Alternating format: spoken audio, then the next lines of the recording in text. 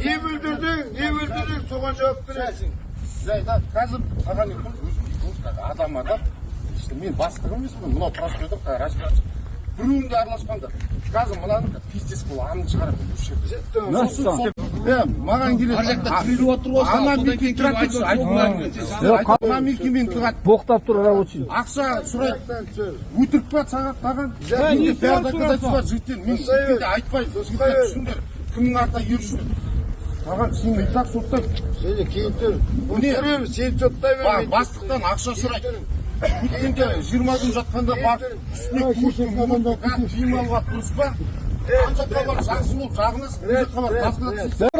Алдында маған бір күн беріп, мен ештеңе тұрғызбаймын, жігіттер тек бір жиналыс өткіземін, отвечаю. Бәрі нормально болады деп. Бір зат, талап, малап деген жоқ. Маған қолыңа сен біреу ұстатып жібермейсің, анау.